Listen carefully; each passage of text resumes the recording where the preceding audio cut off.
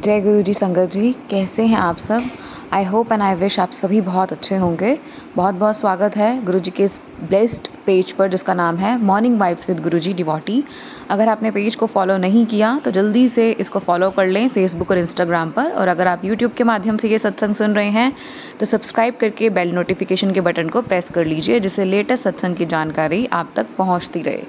गुरु जी का आज का प्यारा सा सत्संग संगत जी द्वारा हमारी जीमेल आईडी guruji2112@gmail.com पर लिखकर भेजा गया है, जिसमें किस तरीके से आंटी ने सारे वहमों को दूर करते हुए गुरुजी ने उन्हें पल पल जवाब दिए, पल पल उन्हें आंसर किया।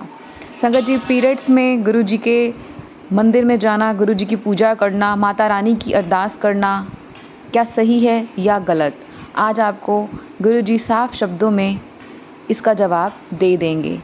मैं चाहूँगी आप ये प्यारा सा सत्संग 7 लोगों में साझा ज़रूर करें। आइए पढ़ते हैं आंटी जी का ब्लेस सत्संग। किसी कारणवश वो अपना नाम नहीं बताना चाहती, तो जैसे गुरु जी की इच्छा। गुरु जी के चरणों में कोटि कोटि प्रणाम। जय गुरु जी संगत जी। गुरु जी ने मुझे प्रैक्टिकली समझाया कि पीरियड्स में भी हम पूजा पाठ कर सकते हैं। इससे रिलेटेड सत्संग मैं शेयर कर रही हूँ। ओम नमः शिवाय, शिवजी सदा सहाय। ओम नमः शिवाय, गुरु जी सदा सहाय। मैं माता रानी की पूजा करती थी तो पीरियड्स में 5 दिन पूजा छोड़ देती थी। क्यों? हमें बचपन से बताया गया था कि माता रानी स्ट्रिक्ट हैं। उनके दुर्गा स्तुति के पाठ में भी लिखा है, अशुद्ध अवस्था में ना पड़ियो, अपने संग अनर्थ ना करियो। अब 2022 में गुरुजी के साथ कनेक्शन के बाद गुरुजी समझा चुके थे कि हर भगवान में गुरुजी ही हैं। एक बार ससुराल में पूजा थी, पूजा की तैयारी चल रही थी। गुरुजी ने भावना दी कि भगवान घर आ रहे हैं। तब मुझे पीरियड्स आए थे। हेड बात कर लिया कि पूजा में बैठना है। मन में दुविधा थी कि अगर पंडित जी ने हवन में सामग्री डालने को कहा तो क्या करूंगी। अब तक गुरुजी समझा चुके थे कि सब गुरुजी की इच्छा से ही होता है। अगर गुरुजी कुछ करवाना चाहते हैं तो किसी से कहलवा देते हैं।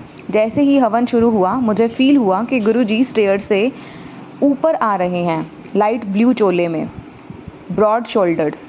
मन से निकला दिगंबर।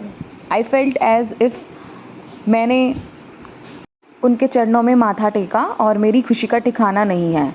मैं कहती हूँ, आप आ गए, मैं यहीं रहती थी। आप कभी मुझे मिलने नहीं आए और साथ ही अंदर से एहसास हुआ कि वो हमेशा साथ ही थे और हर मुश्किल में उन्होंने साथ निभाया है। ये सब मेरी आत्मा ने फील किया while I was sitting in puja. मुझे गुरुजी की बड़ी स्ट्रॉन्ग फ्रेगरेंस भी आई।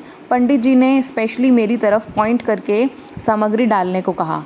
इतना समझ आ रहा था कि गुरुजी प्रेजेंट हैं और सब उनकी मर्ज़ी से हो रहा है। मुझे कहा गया, इसलिए मैंने सामग्री हवन में डाली। सब अच्छे से हो गया। इससे समझ आया कि गुरुजी हर हाल में पूजा एक्सेप्ट करते हैं, बट माता रानी की पूजा करने की हिम्मत नहीं हुई पीरियड्स में। फिर एक बार भैया दूज वाले दिन मुझे पीरियड्स आए। सबसे पहले मैं घर के मंदिर में पूजा के टाइम भगवान को टीका लगाती थी भैया दूज पर, बट माता रानी से डर कर भगवान और गुरु जी के स्वरूप को भी टच नहीं करती थी पीरियड्स में। जैसे माँ फादर की रिस्पेक्ट करना सिखाती हैं, ऐसे कनेक्शन माता रानी के साथ।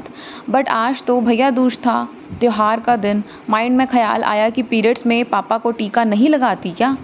सोचा तब तो ज़रूर लगाती, उनको मेरे पीरियड से क्या फ़र्क पड़ता। टीका लगाना तो एक रिस्पेक्ट एंड लव वाली फीलिंग है। और मैंने माता रानी को मस्का लगाकर परमिशन ली कि आज तो भैया दूज है, आज तो टीका लगाने दो और आज तो आप भी लगवा लो।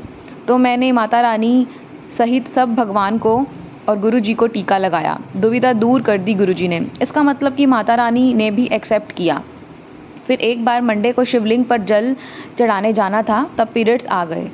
अब फिर दुविधा, तो शिवलिंग के चरणों में जल चढ़वाया गुरुजी ने, पर माँ के ऊपर डालने के टाइम फिर गुरुजी से पूछा। आई फेल्ट जैसे गुरुजी हाँ कह रहे हैं।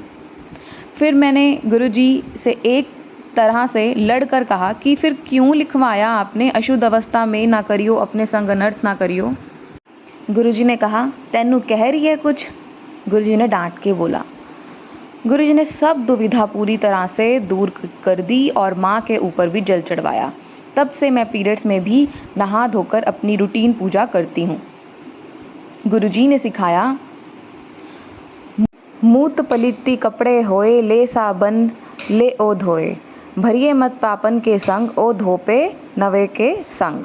असल में हम प्रभु का नाम जपने से ही शुद्ध हो जाते हैं। जय गुरु जी। अनंतम अनंतम शुक्राना प्रभु जी। ओम नमः शिवाय। शिव जी सदा सहाय। ओम नमः शिवाय। गुरु जी सदा सहाय। शुक्राना गुरु जी, शुक्राना प्यारी संगत जी।